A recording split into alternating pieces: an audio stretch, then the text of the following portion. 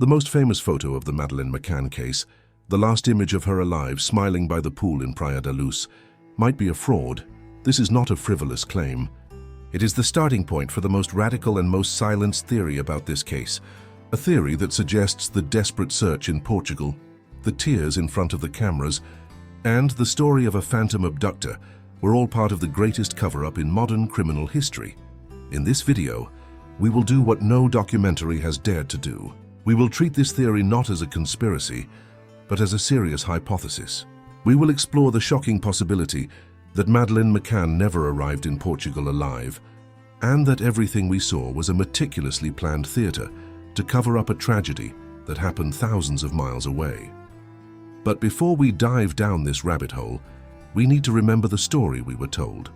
The masterpiece of fiction that captured the world's heart. Praia da Luz, Portugal, May 2007. A sunny resort, the perfect setting for a vacation for a group of British friends, all doctors, the elite of society. At the center of the stage, the McCann family, Jerry and Kate, a successful couple, and their 3 young children. The star of the story, Madeleine, a 3-year-old girl whose face would become one of the most recognized on the planet. The official narrative is a modern horror story. The parents are dining with friends at a tapas restaurant, just a few meters from where their children are sleeping. They feel safe, checking on the children at regular intervals. It's a system, a routine. Then at 10 o'clock at night, the unthinkable. Kate McCann goes to the room and finds Madeleine's bed empty. The window is open. Panic erupts. Kate screams, "They've taken her!" or tears through the night and ignites an unprecedented media frenzy. The story was written in those first few hours. A silent, unknown predator broke into the room, stole an innocent child and vanished into the darkness. A story that generated a wave of global sympathy, mobilized governments and celebrities, and turned the McCanns into universal symbols of grief and loss. A powerful, moving story. And as we will argue, a complete fabrication from start to finish. That is the story that traveled the world. And speaking of the world, I'm curious. Thais, what time is it where you are watching? First 2 ones, leave a comment below. It's always fascinating to see how our community of investigators is spread across every corner of the globe, united in the search for truth. Now let's set aside the official script, because the truth, if we dare to face it, may be far stranger and far more terrible than fiction. What if everything we've seen is a lie? What if the holiday in Portugal wasn't the scene of the crime, but the crime scene itself? An elaborate stage, set for a single purpose, to explain the disappearance of a child who was already gone. This is the thesis we will explore. The theory that Madeleine McCann died accidentally in the UK, days or weeks before the trip. And that, in an act of unimaginable desperation, a plan was conceived to use the holiday in Portugal as the perfect cover for her disappearance. A sham that required the complicity of a group of friends and an Oscar-worthy performance before the world. The promise I make to you is this. By the end of this video, you will understand why this theory, as crazy as it may seem, answers questions that no other can. It explains the parents' cold and controlled behavior, the bizarrely contaminated crime scene, and the total absence of evidence of an abductor. But to test this radical hypothesis, we first need to prove that the story they told us is impossible. The demolition of the official narrative begins not with a theory, but with the facts. With the inexplicable cracks in the foundation of the case, welcome back. To test the radical theory that Madeleine died before Portugal, we don't need speculation. We just need to look at the facts of the official investigation with fresh eyes. If the story of the abduction in Portugal was a performance, then the performance would have had to be perfect. But it wasn't. It's full of cracks, errors, and moments where the script failed. Let's start with the crime scene, or rather the stage, apartment 5A. In the official story, an abductor enters and exits through the bedroom window. But as we've said, the physical evidence simply doesn't support this. They said a stranger entered, but forensics found not a single trace of DNA. Not a single fingerprint, not a single hair that didn't belong to the family or their friends. An abductor who leaves absolutely no trace of himself is more than professional. He is a work of fiction. But the most glaring flaw isn't the lack of evidence of an intruder. It's the abundance of evidence from those involved.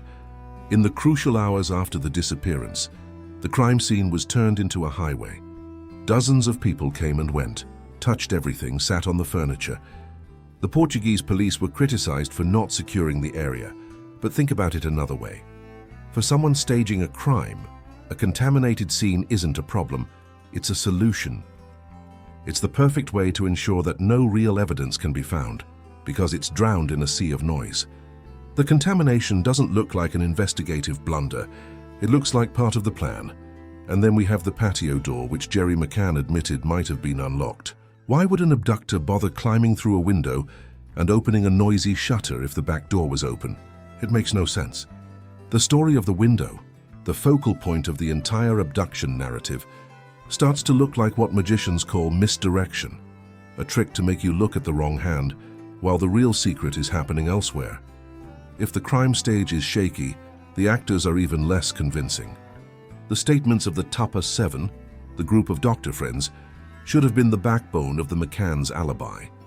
Instead, they are a tangle of contradictions that defy logic. Let's call the first act of this play the dinner contradiction. The official story is that they made regular checks on the children. But when the police tried to piece together a precise timeline, it was impossible. The times each person gave for their comings and goings didn't line up. People who were supposed to be at the table were seen elsewhere. People who said they had checked on the children were contradicted by others. The collective alibi, which should have been rock solid, was as porous as a sponge. If they were telling the truth, the stories should fit together. They don't. It seems less like a shared memory and more like a poorly rehearsed script. The second act is the phantom sighting. The key witness to an abductor, their friend Jane Tanner, claimed to have seen a man carrying a child around 9:15 p.m. This image fueled the hunt for months, but as we've seen, the description and the timing perfectly match when Jerry McCann himself was in that area. If the staging theory is true, the Tanner sighting is not a mistake. It's a brilliant piece of the script. It's the deliberate introduction of an eyewitness to the crime, planted to give credibility to the abduction story from the very beginning. And the third act, the most disturbing, is the behavioral strangeness.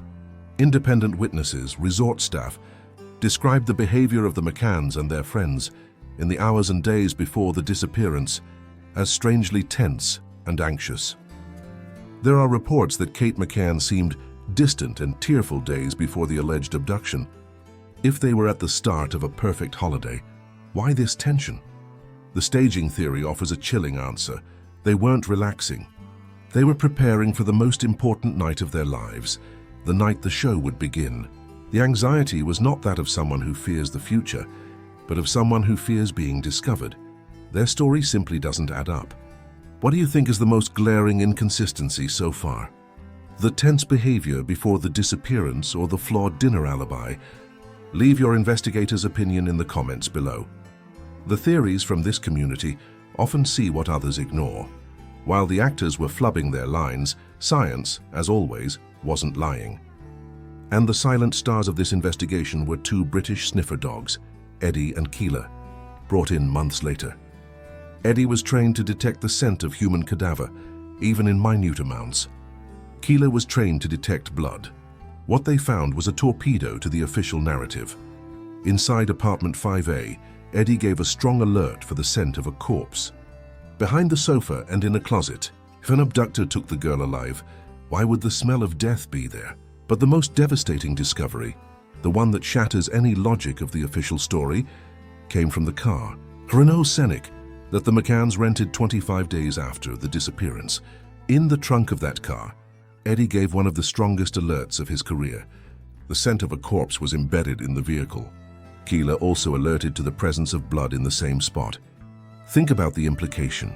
The abduction theory requires us to believe that an abductor kidnapped Madeleine, killed her, stored her body for 25 days, and then somehow broke into the McCann's rental car to deposit the corpse or bodily fluids there, only to remove it again. It's a scenario so absurd it borders on comical. The only logical explanation for the scent of a corpse being in a rental car weeks later is that the car was used to transport a corpse, and to top it all off, the dogs sniffed the couple's belongings. Eddie alerted on Kate McCann's clothes and on Madeleine's soft toy cuddle cat. The scent of death was with them. It followed them from the apartment. It was screaming that a body had been there. that a body had been moved.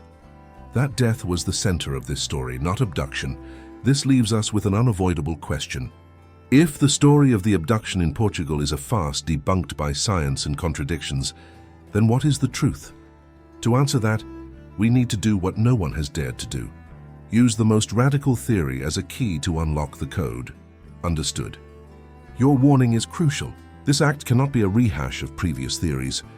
The focus here is to uniquely build the logic of the most radical theory, showing how it, and only it, explains the case's oddities. Let's dive into the reconstruction of the sham. Science and contradictions have demolished the abduction story, but they don't tell us what really happened.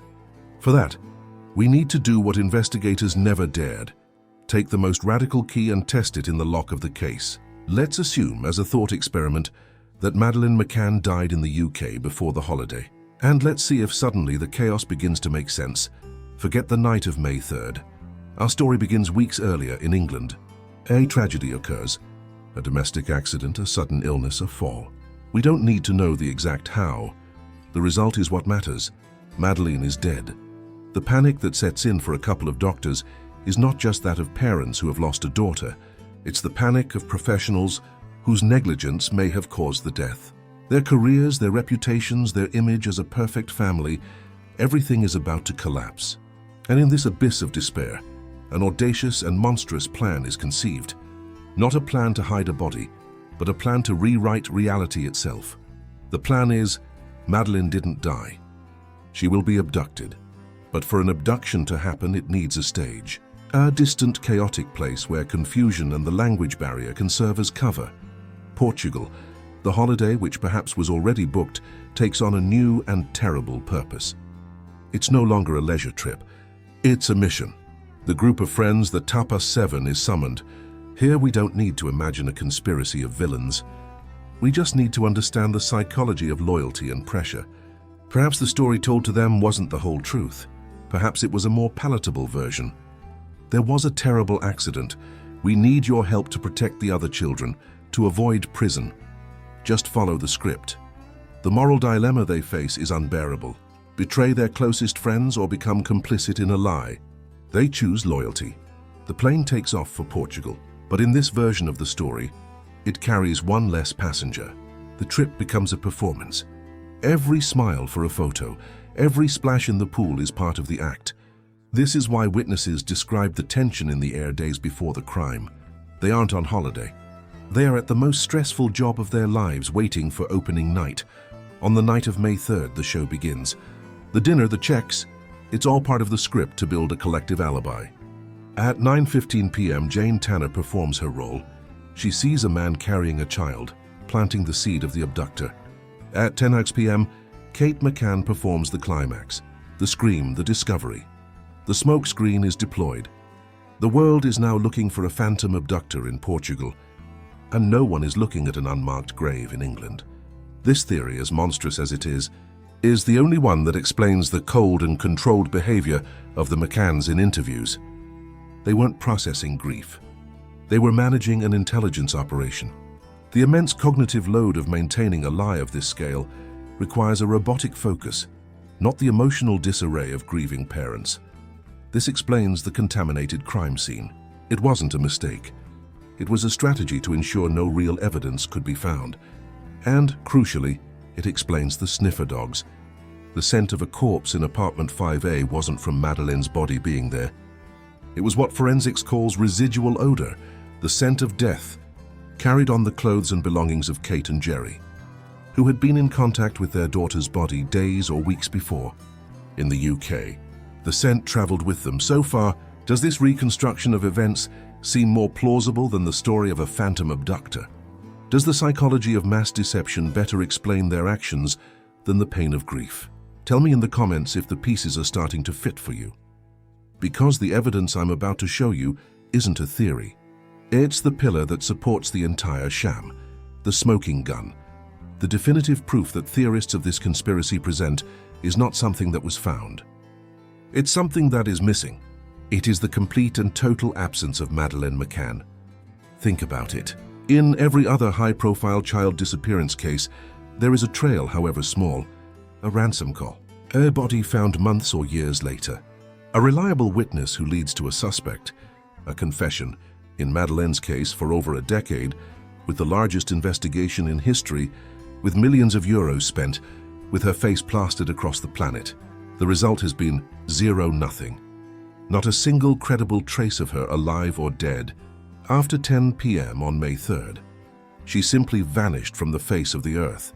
The abduction theory requires us to believe in a criminal with supernatural abilities.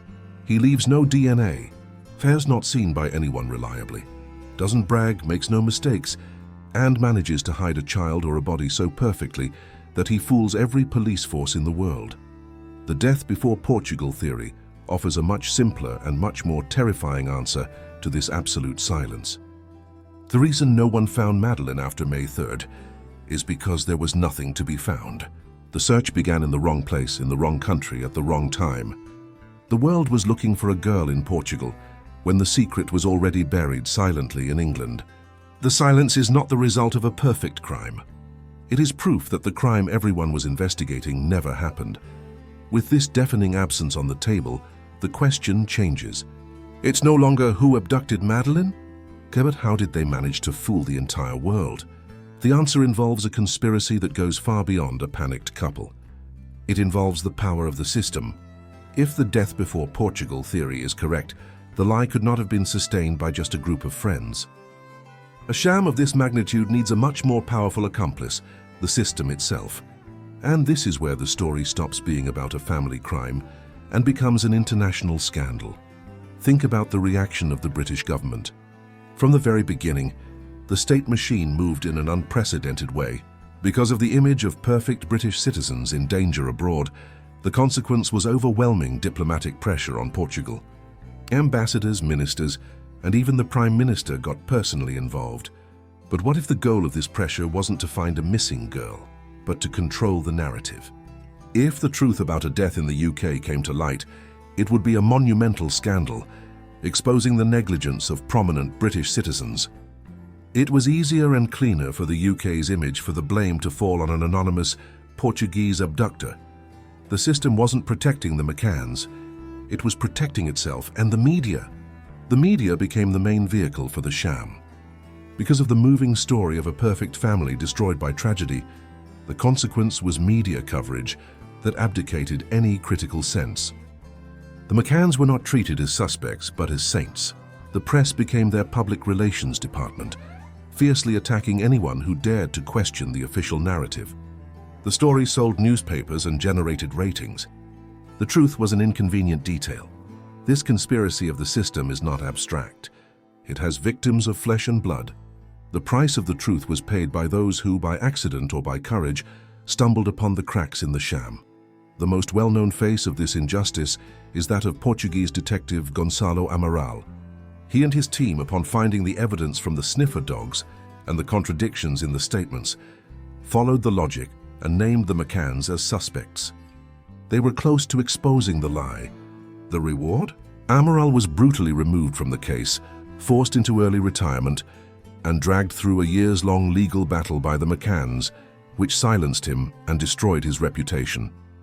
He was punished not for failing, but for getting too close to success. But there are other lesser-known victims. Think of the Ocean Club employees. Several of them reported the strange and tense behavior of the McCanns and their friends in the days before the disappearance.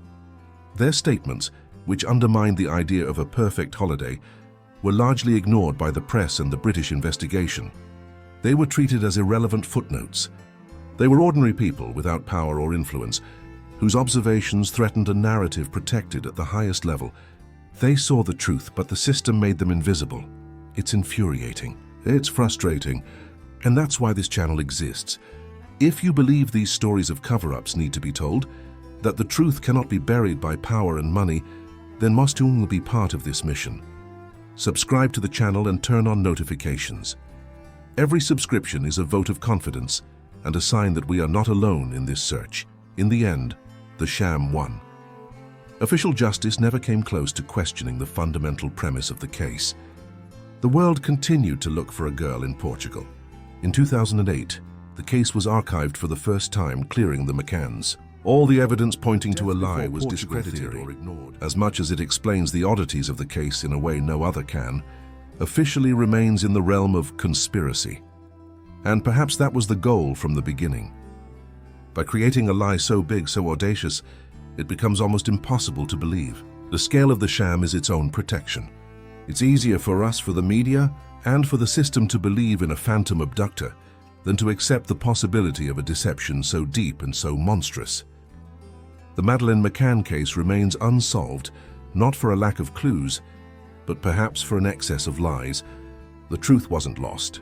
It was deliberately replaced by a more convenient fiction. The system won. Justice was buried. But in the midst of all this darkness, one final question remains, the most personal of all. What does this terrible story teach us about our own world? And what do we do with this inconvenient truth? So what do we do with this inconvenient truth?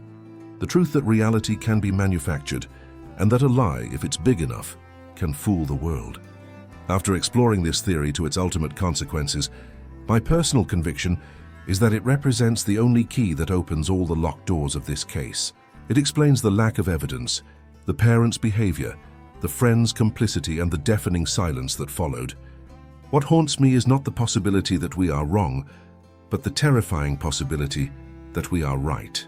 The idea that a little girl died, and the world was led to weep for a fiction, while her true end remains a family secret, is a betrayal on a scale we can barely comprehend.